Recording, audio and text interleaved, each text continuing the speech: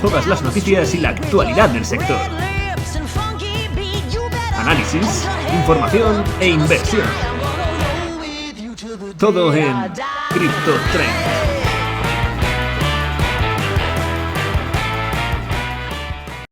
Bueno, un nuevo programa de criptotendencias donde el Bitcoin se mantiene todavía por encima de esos $67.000. Bueno, pues hemos tenido también esta semana algunas noticias, hemos dicho, joder, quizás estén poniendo ya en precio, hay muchos catalizadores positivos, uno de ellos obviamente es esa posible victoria de Donald Trump. ¿Lo está poniendo en precio el Bitcoin ya? No. Desde luego, Donald Trump, lo que hemos tenido es que su proyecto World Liberty Financial, ¿verdad? Que hace, bueno, Donald Trump y su familia, sobre todo sus hijos. Bueno, el arranque, la primera venta de tokens un poquito decepcionante, no han recaudado todo lo que esperaban recaudar, ya iremos informando también a ver cómo va avanzando este proyecto DeFi, ¿verdad? Donde decía que era para luchar contra los aburridos bancos tradicionales. Ya estuvimos hablando aquí, por cierto, cuando presentaron el white paper el gold paper, ¿no?, que ha dicho Donald Trump de ese proyecto. Dicho todo esto, ya sabéis que hemos tenido una nueva presentación de ETF de Litecoin, seguimos esperando a ver si aprueban los de Ripple, Solana también se habla. Bueno, de momento los que tenemos son los de Bitcoin y los de Ethereum, y donde las altcoins están bastante flojas este 2024. De hecho, la dominancia de Bitcoin está casi en niveles, no estaba tan alta desde 2021, está casi en un 58%. Mientras no baje la dominancia del Bitcoin es muy complicado que las altcoins vayan a subir, ¿vale? Hay una directriz muy importante en la dominancia de Bitcoin que si no la rompemos, de momento no creo que vayamos a tener a corto plazo una alt season. Ya veremos si obviamente baja esa dominancia de Bitcoin, suben las dominancias de Ethereum, de Solana, etcétera, etcétera, etcétera. Es importante siempre seguir el gráfico de dominancia de Bitcoin para entender si podemos tener alt season o no. De momento la que va fuerte, muy fuerte, es Bitcoin, donde seguimos teniendo entradas muy positivas esta semana también en los ETFs, ¿verdad?, de Bitcoin. También ayer, por ejemplo, tuvimos entradas positivas en los ETFs de Ethereum. Dicho esto, como siempre, vamos a acompañarnos de unas imágenes, unas métricas, unas noticias para entender cómo está la salud del ecosistema del... Bueno, estábamos viendo justo aquí la primera imagen. Decía que esta es una imagen muy importante. Os he hablado antes, vamos a ir rapidito porque estamos entrando, fijaos, vamos a ponerlo en grande para que lo veáis mejor. En una etapa, estas 2 semanas son importantísimas para el Bitcoin. Ya decíamos, el famoso Uptober, que es el mes más alcista del año para el Bitcoin. Pues bueno, si nosotros desgranamos el mes entre las 2 primeras quincenas, la primera y la segunda, fijaos la diferencia brutal que hay de rendimientos, si lo medimos con de los últimos años, excluyendo obviamente el 2024, que ya veremos cómo lo cierra. Es que prácticamente los rendimientos son el doble en la segunda quincena que en la primera. O sea que cuidadín, que este gráfico es importante, que es ahora donde de verdad aparece Uptober, ¿no? No es que en la primera quincena no tengamos rendimientos positivos, pero es que en la segunda son mucho mayores. O sea que, como decimos aquí siempre, como dice José, abróchense los cinturones que viene la quincena más alcista del año. Era el mes, sí, ahora la quincena de largo más alcista del año. Bueno, vamos con la siguiente imagen. Después de ver esta, la verdad que es una estacionalidad y no es más que eso, pero hombre, ilusiona cuanto menos ver lo que se puede venir de aquí a los siguientes días. Lo estaremos comentando, como siempre, aquí en Más que Mercados. Fijaos, esta es curiosísima, esta imagen, fondo negro. Mira, esto es una métrica on-chain muy interesante, que la vamos a compartir.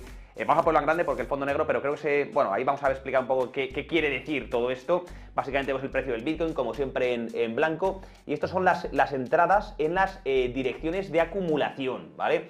Fijaos en las diferentes fases. ¿Ves ahí a la izquierda la fase 1? Es cuando, antes de la salida de ETFs de Bitcoin, como estas entradas en esas direcciones de acumulación pues eran estables, pero eran bastante bajas. Esto hablamos de 2023, pues prácticamente hasta finales de 2024. Luego tuvimos la segunda fase, que fue la entrada brutal, ¿verdad? Esto fue las entradas de los ETFs, ¿verdad? Los ETFs del Bitcoin. Ahí, hombre, sube a un nivel que es complicado volver a verlos. Luego en la fase 3, que es cuando empezó esa corrección, ¿verdad?, que estamos viendo ahora, más o menos abril, mayo, junio, julio de este 2024, ahí lo vemos como, pues era un poco más altas, ¿no?, las entradas que en la fase 1, pero estables. Y fijaos lo que se está produciendo estas últimas semanas. Quizás se está empezando una nueva fase, que es la fase 4. Ya veremos si son esas entradas de acumulación. Es que hemos visto 57.700 Bitcoin, ¿no?, de entradas en esas adreses, esas direcciones de acumulación. Veremos si se mantiene ahí, porque claro, esto puede provocar también ese aumento tremendo de demanda. Creo que es interesantísimo este gráfico, lo he visto hoy y quería compartirlo con vosotros, como veremos si iremos actualizando esto dentro de unas semanas, quizás meses, si efectivamente se ha quedado consistentemente en esos entornos, entrando en una nueva fase, la fase 4, de niveles de acumulación brutal o de entradas brutales en estas direcciones de acumulación. Muy interesante este gráfico, el segundo. Ya vamos con el tercero, los dos primeros, la segunda quincena de octubre, este de acumulación en Bitcoin, creo que muy potentes. Aquí siempre os queremos traer, ¿verdad?, los mejores gráficos.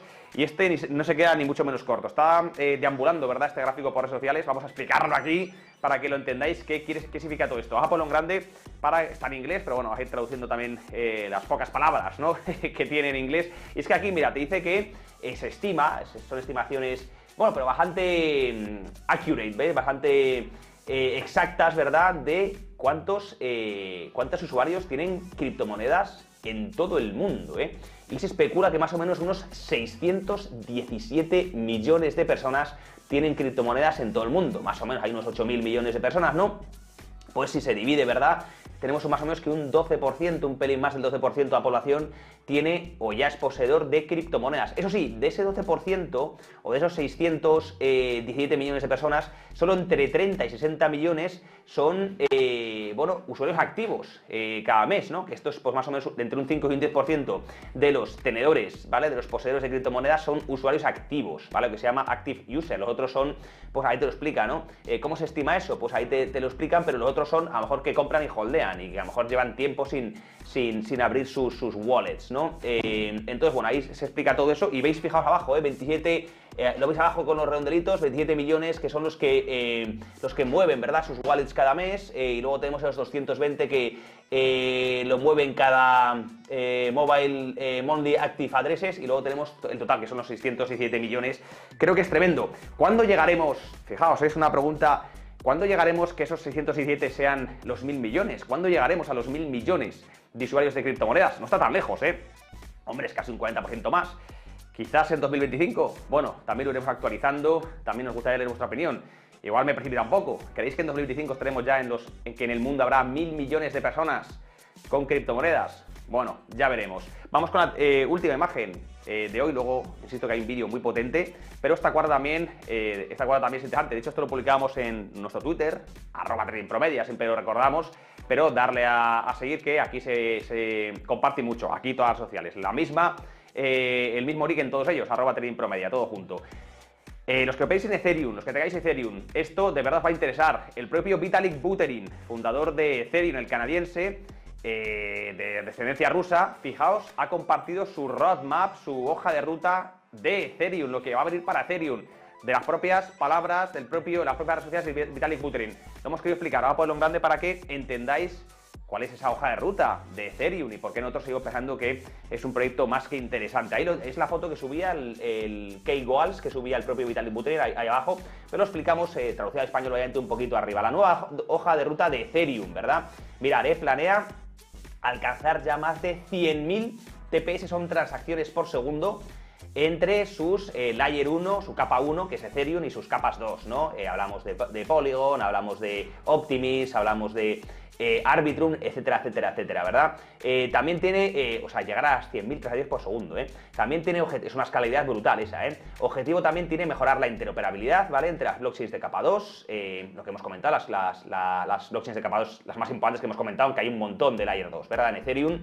Ethereum debe ser un ecosistema unificado, no 34 cadenas distintas, eso quiere también unificar, ¿no? Ahora es verdad que es lo que estaba comentando, ¿no?, entre Layer 1 y Layer 2, pues quiere también ir unificando poco a poco todo el ecosistema de Ethereum, eso va a llevar trabajo, sí, y que también tener transferencias a otras redes en 2 segundos, quiere bajar también el tiempo de transferencias y también mejorar la seguridad. Es un poco la hoja de ruta del propio Vitalik Buterin, que sigue trabajando, su equipo, desde luego, la Ethereum Foundation, para que siga creciendo, para que los Ethereum Killers, Solana, BNB, Cardano, etcétera, no se le acerquen, no se atrevan a toserle. Por eso hicimos el merge, por eso han hecho las capas 2, por eso tiene esa cabeza pensante, un gran equipo directivo detrás que quiere ir trabajando para ser el número 1 en esto de las DeFi, en esto de la computadora de la blockchain global para los proyectos, para las apps, para las DApps, para los tokens, smart contracts, etcétera, etcétera, etcétera. Dicho todo esto, vamos a presentar ahora mismo un vídeo que a mí personalmente me pone los pelos de punta. Vamos a escuchar a Hillary Clinton, la que fue primera dama de Estados Unidos, mujer de pues conocido Bill Clinton por sus cosas buenas y otras tantas muy malas. ¿Qué dice Hillary Clinton? Ya sabéis que también se presentó contra Donald Trump en aquella legislatura tan peleada, la que acabó ganando Donald Trump. Pues Hillary Clinton, bueno, antes que explicarlo, vamos a escucharla traducida, por cierto, en exclusiva al español, y luego comentamos a ver qué opináis también. Vamos, dentro vídeo.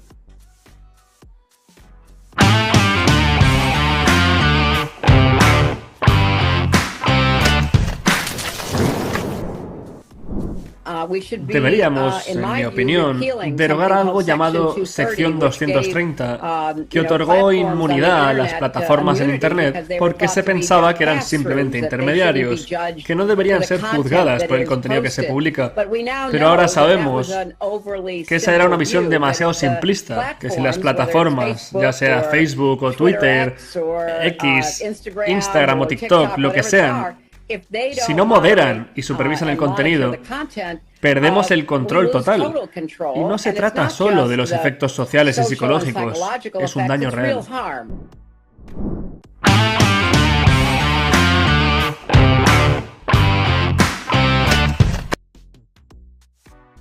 Ayer a Elon Musk en X decir que el concepto misinformation, desinformación, había subido en búsquedas en Google de una manera brutal desde 2016, justo cuando casualmente llegó el Partido Demócrata a los Estados Unidos. Aquí no se trata de politizar, decir que unos de un color son peores que los de otro, pero desde luego es muy peligroso el tono que está llevando la política para la censura estos últimos tiempos. Vemos a Hillary Clinton decir que hay que controlar las redes sociales, claro, controlar ese pensamiento único, esa agenda única que estas élites, ¿verdad?, que controlan las políticas de Europa, de Estados Unidos, de Occidente en general, nos quieren imponer.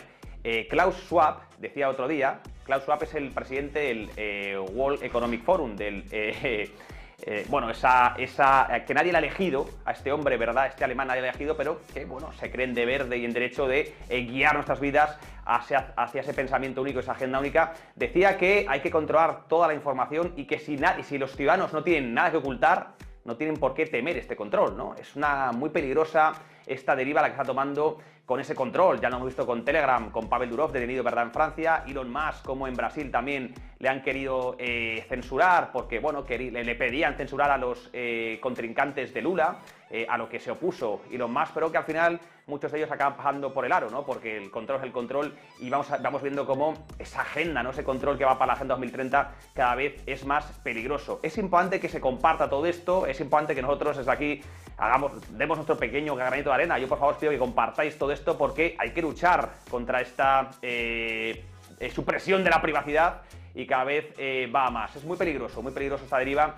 Y de aquí trataremos, desde nuestro pequeño canal en Trading Pro, trataremos de seguir informando libremente, pero cada uno tiene su deber también de compartir y de pelear, poner el grito en alta para que no nos controle, no nos quiten nuestra libertad de expresión. Es importante, cosa que Hillary Clinton, por supuesto, y esas élites quieren quitarnos. Vamos ahora a ver qué pasa con los mercados. Volvemos con José Basagoiti.